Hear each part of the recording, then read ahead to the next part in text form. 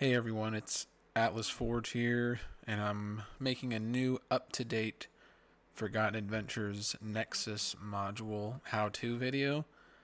I have a few others that I've made in the past 6 months or so, but since then, Forgotten Adventures have done a lot of updates to the tool, and with 5.0 just releasing in like the past week or two, I've decided to make a new how-to, and hopefully it'll be in a couple different parts. As you can see, there's a couple different things I'm going to talk about.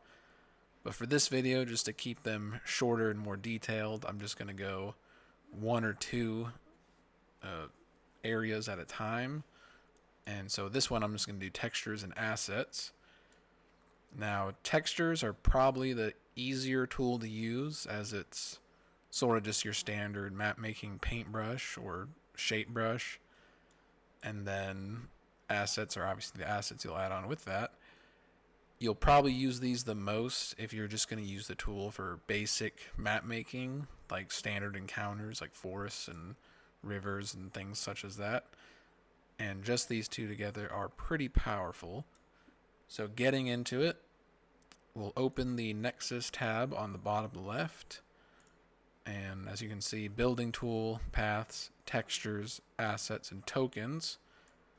One thing is Forgotten Adventures Nexus module did replace the token module they have, and it's all built into one now, which is pretty handy. But sticking to the textures, we will just make something simple. I'm thinking just a little grass field, maybe some dirt, and then we'll go ahead and add the assets inside. So starting with, we'll go to grass, which I've bookmarked using this save bookmark tab here. You can save it to what you like, and it makes things very easy. And I believe it's just saved on the keyword. So you click stone pattern, it goes stone pattern. Grass is grass. But we'll actually start with dirt first, so we can do a dirt underlayer. Now the first thing to note is if you hold Alt on your keyboard and use your mouse wheel, you can scroll up in decimals, and as you can see, it's very low decimals. But if you hold Alt and Shift and scroll, it goes up higher and quicker. And what you'll want to do for things that you want below the tokens, all of that will be below elevation 1, as tokens sit at elevation 1. So just to show you real quick, I'll back out of this. These grass textures here are at elevation 0, so tokens can walk over it. So again, back to the dirt. We'll do something simple. We'll just use the rectangle tool, and I'm gonna leave snap to grid on at 1/2, just so I can get a perfect square. And you may also see, if you haven't used the tool in a while, with version 5.0, there's now a little measurement tool that says the width and height of the tool function that you're using, so it makes it a lot easier to build. And then, now that we've placed our dirt down, there are some adjustments we could make if we like. Tool opacity, that affects the brush strength and all, so we don't need to worry about that. Scale actually affects the texture scaling, which is very handy if you want something to be zoomed in more for any specific reason, or if you want it to be shrunken down. It's just a really nice feature that a lot of map makers don't have, unless it's something like Clip Studio or Photoshop directly. And then there's obviously the rotation, and then texture offsets, that just moves them up, down, left, and right if you're trying to be very precise. And one thing to note, you can also click into the numbers and manually edit them. And then texture opacity, this just adjusts the overall texture, simple as is. But one new thing they've added are blend modes, which I'll get into once we start adding assets down, as I don't want to convolute anything too much. And then certain objects you can also change the color with. You can adjust the hues and saturations and all, which that's sort of a newer feature, and it's very handy, especially with assets that don't come in any specific color or come in colors that just don't work. So once we got the texture down, and again, this is at elevation 0, you'll want to hit commit or control S, and that will save the tile. So now this is just a standard Foundry tile. And so now we'll go over to grass, and there is a grass texture that I really like. It's sort of easier. Let's see, here we go, short grass. So again, we're on the brush tool, and as you can see, we're just applying some grass right on top of the dirt. You may have just noticed the texture that just kind of like, or that bug that just sort of painted that a lot darker than I wanted it to. It almost went to like full 100% opacity. That's something that's been around for a little bit, but it's not too big of an issue. But what I'll do is bump the stamp and density down, because all I really want is a very light grass patch over this dirt. And now again, we're at elevation 0, and the way elevation works is whatever you put down first at 0 will be the bottom, and everything you put down at 0 over it will kind of stack one after the other. And as you can see, it just did that grass thing again, or texture issue again. But we'll just throw some grass down. And then I'm going to click on rectangle because I want to clean the edges up. And so to erase the texture paint, you'll click E, or there's also the option right there. And you'll just highlight right over it, and it'll delete it.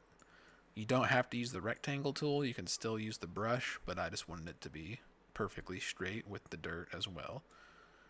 So now it's a sort of a dirty, grassy splotch of land for an 8x8 squared map. So again, we'll hit commit, and now we have a little dirt grass encounter. Now we can move on to the asset portion, which this is where things sort of get more in depth, but they're still fairly simple, just depending on what you're wanting to do. Okay, so now that we're moving on to assets, one thing I'm going to start with is elevation again.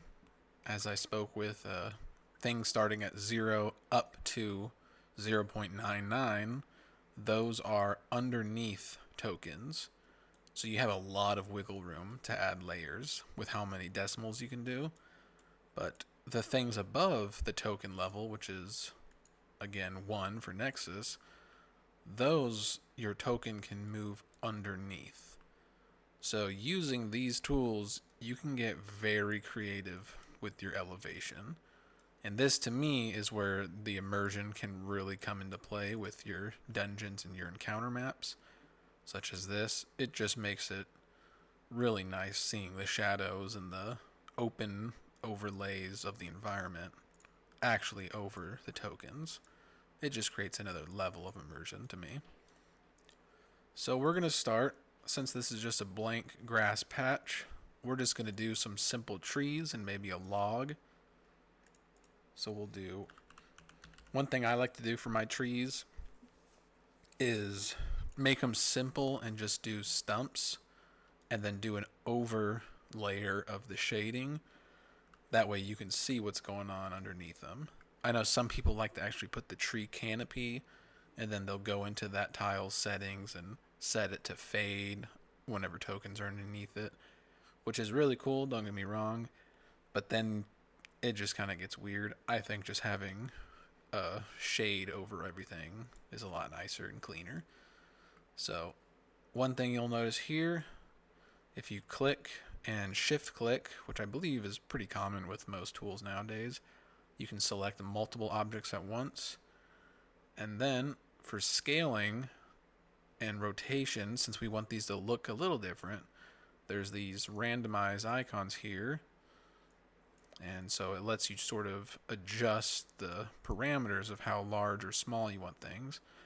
So we're not going to go crazy with it. And we're also going to change the elevation to 0.1. That way we can add things below as well. So we'll just click here and there.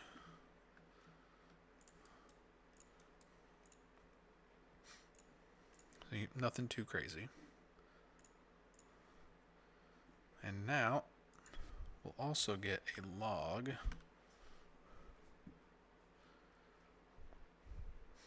And we just want something simple. So we can't add that, but there's this sort of gap right here. So what we'll actually do, this is a little trick I saw in the Forgotten Adventures Discord that somebody recommended to another person, and I have since really enjoyed it. But if you use the splinters that they have specific assets for, you can sort of make a cracked log look, and it works pretty well. And we don't want to do anything too crazy to make it too messy. This like that. So then we go back to log.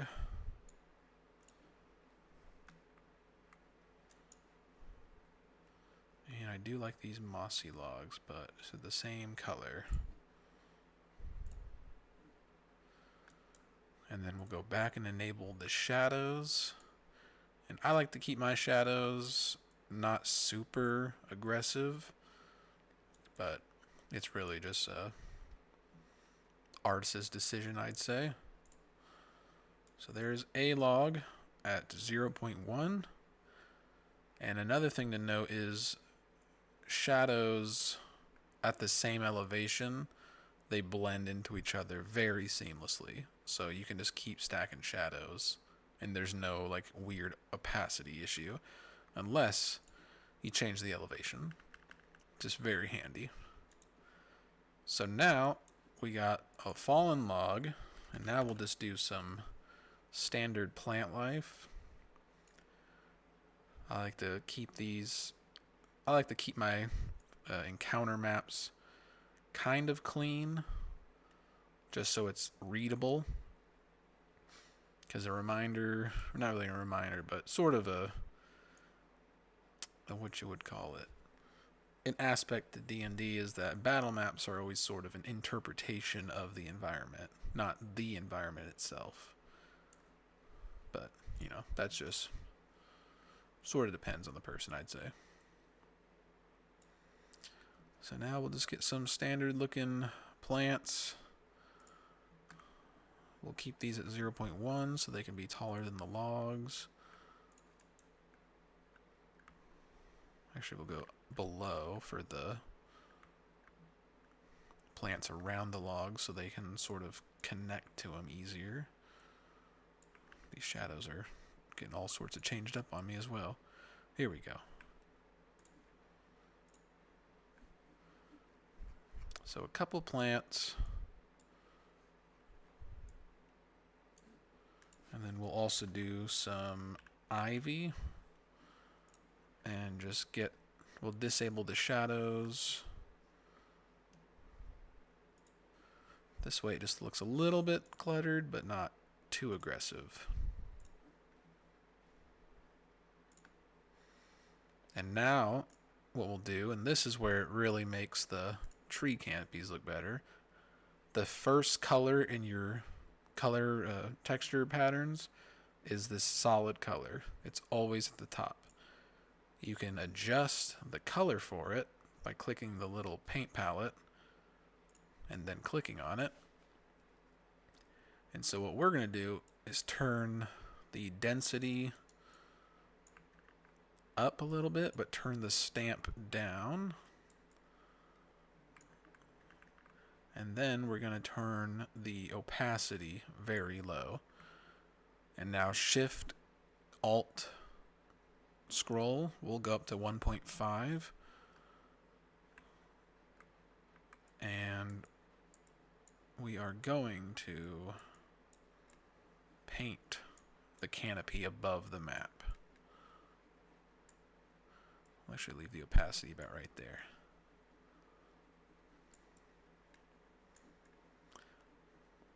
So with the stamp and densities being adjusted, it kind of gives it this very frizzy, not perfect look. And that's what we're going for, because it kind of gives it the idea that there's hundreds and hundreds or even thousands of little twigs and leaves sticking off of it. And again, we can adjust the darkness or the opacity to our liking. I enjoy readability, so I'm going to leave it about at 65. And then again, commit or Control S. And now it does look a little bit darker than 65, but that's fine. So now the tokens will actually move underneath the canopy, but it's still readable because it's just all one solid texture. So just to give an example, we're gonna switch it over to nighttime. We will get a token that has a torch because that one does not have a torch. And I'm in the shadow dark system as well. Okay, that one doesn't seem to want to work. There we go.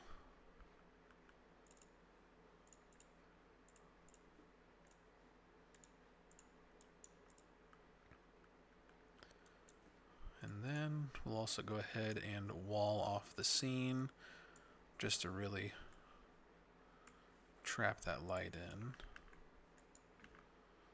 Which wall is it? There we go. And it does look like the texture is far too dark. We'll double right click, go to appearance, and we can manually adjust. So now it's very small. I mean, it's 8 by 8, but just in, what was that? 10 minutes. This is what we were able to make. And I mean, I'd say I'm happy with that amount of detail.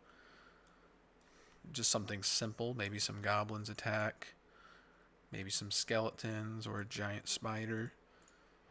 I'd say that's pretty good for a quick encounter map. So again, this was just part 1 going over textures and assets. And I hope you stick around for the next videos that are coming soon. Alright, thanks.